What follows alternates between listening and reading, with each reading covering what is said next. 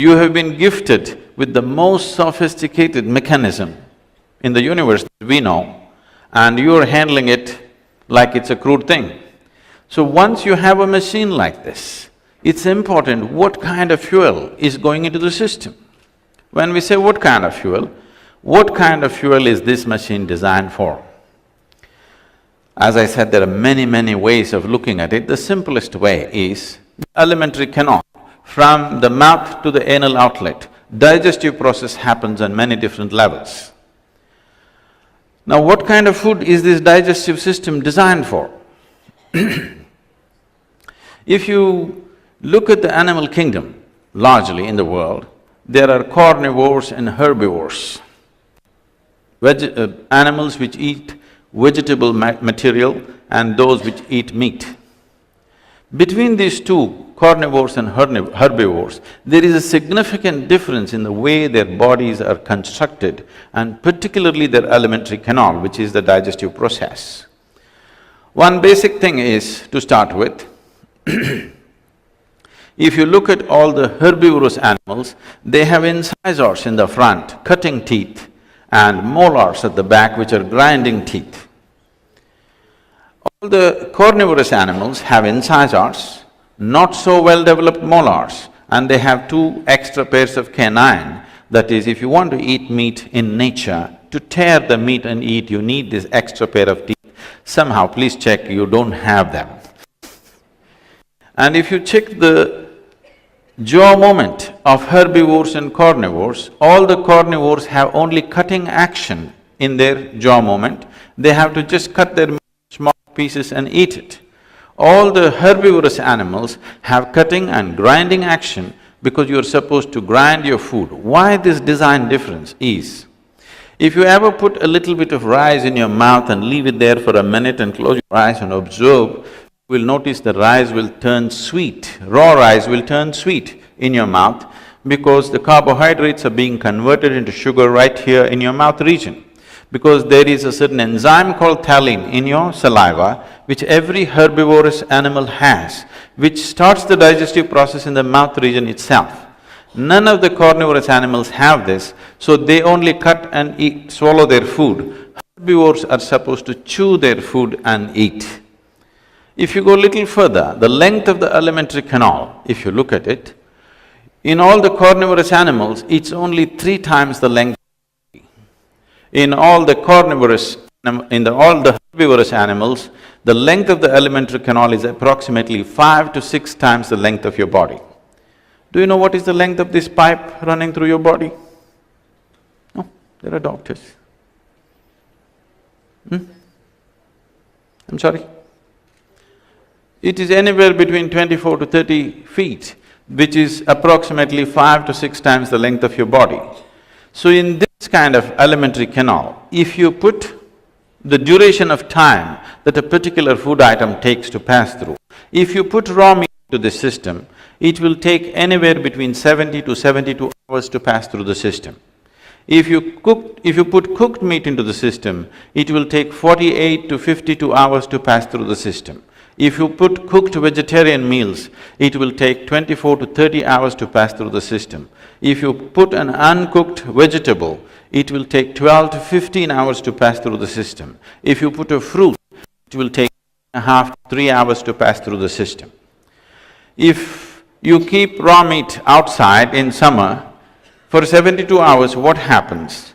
Similar things happen in your body, or in other words, enormous amount of rotting process happens and excessive bacterial activity is taking place within the body. Keeping these bacterial levels lower in the body becomes the biggest function that the body is doing right now, which makes one… I see that with regular lunch, dinner these everywhere, either coffee or worse, Coke is being served, because without that, most people will fall asleep on the table, because that is the nature of food that we are consuming. The level of inertia that this food is creating is such.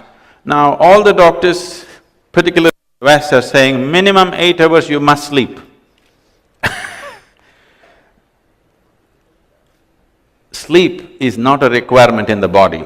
Restfulness is a requirement in the body. When I say restfulness, right now I'm standing, walking and speaking, but if you check my pulse on an empty stomach, you will see my pulse will be somewhere between 36 to 44. Right now, it may be in the range of around 50.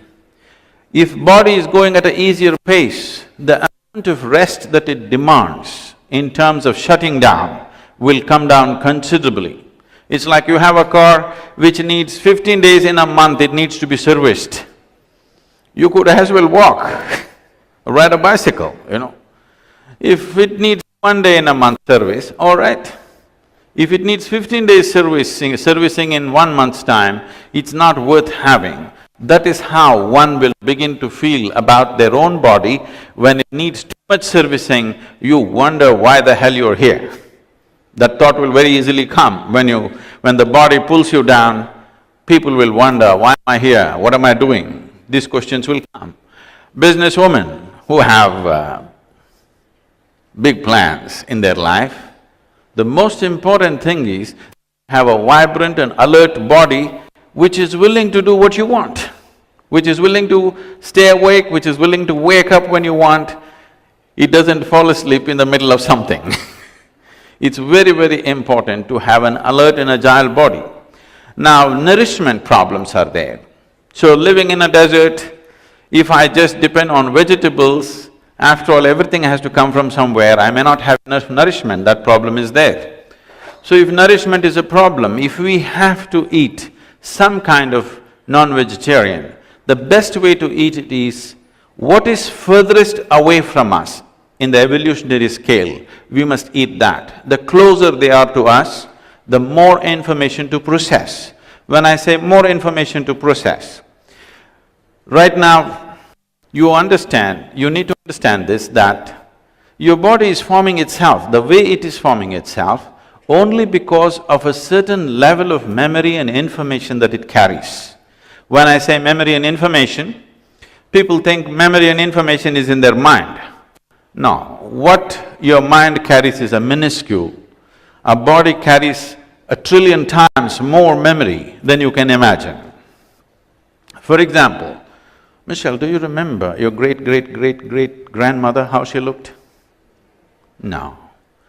You don't remember how your great-great-great-great-grandmother looked, but her nose is sitting on your face right now, because your body remembers. Your body remembers how your forefathers were 1,000,000 years ago, it is not forgotten. You might have forgotten, but your body remembers. There's a phenomenal amount of memory in every cell in this body. And similarly, the more evolved a particular creature is, the more complex it has become, the more difficult it is for the system to absorb and make it a part of itself. So suppose you eat an animal which has emotions. The moment you consume an animal with emotions, the complexity of information in that animal is such that it will not integrate easily into our system. If you eat an animal which does not have so much thought and emotion, its ability to retain its own structure is very minimal and it integrates itself into our body as a part of ourselves very easily.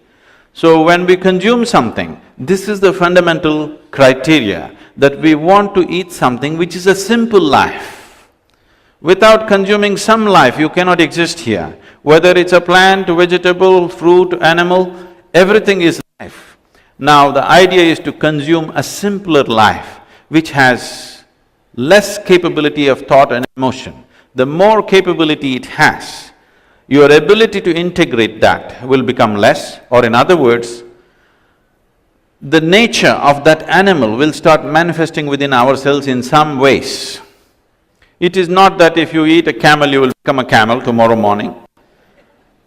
But over a period of time, a little camelistic trends can come.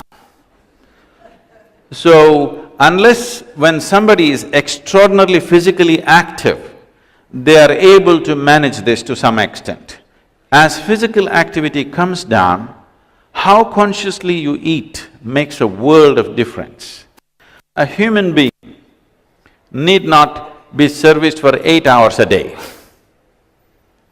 If only if he or she eats properly, the kind of food substance which easily integrates into the system, the kind of food substance that will not create inertia, but it will create dynamism, the kind of food substance which will not need to stay in the body for long periods of time, something that passes through the system quickly. Carnivorous animals have a short alimentary canal because meat passes through the system slowly. Herbivores have a long alimentary canal because vegetable matter passes through the system very quickly. And we have a long alimentary canal, and the purpose of a long alimentary canal is a more complex process is possible. When a more complex process is possible, what it means is the quality and the nature of the food in some way impacts us in character, in the way we are, in the way we think, emote and behave within ourselves and around us. So how consciously we consume food and how conscious we are as to how food behaves within us. If you're conscious enough, if something appears in front of you, you will simply know whether to eat it or not eat it. If that kind of awareness is not there, one has to have function by information as to different foods, how they behave and they do not behave. I was speaking to a medical group in United States, and I told them, the way America is eating right now, if you change the way you're eating, you can bring down 60% of the incidence of cancer in this country, simply if you change the way you're eating. Because you're eating food which is on an average about 45 days old. In the yogic culture, if anything is cooked, within 1.5 hours you must consume it. From the stove, straight to the plate, always. I'm sure in this culture also it was like that till recently.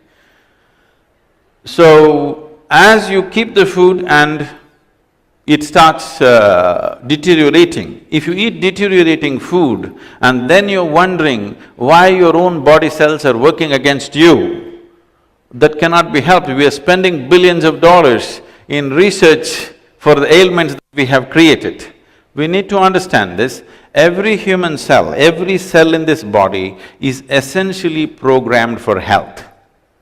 But right now, 70% of the ailments on the planet are chronic, or in other words, they're self-created. There are infectious diseases which are an invasion from another organism. That has to be dealt with medicine. All the chronic ailments, whatever it is manufactured from within. Why would our own body manufacture ailment for us? Simply because without understanding the fundamentals of how it functions, and one important part of it is what we consume and how we consume. If we change this one aspect as to what we're consuming and how we consume it, health could be a natural process for most people. I would say 60 to 70% of the population will never get into health if only there's a little more conscious way of eating on this planet.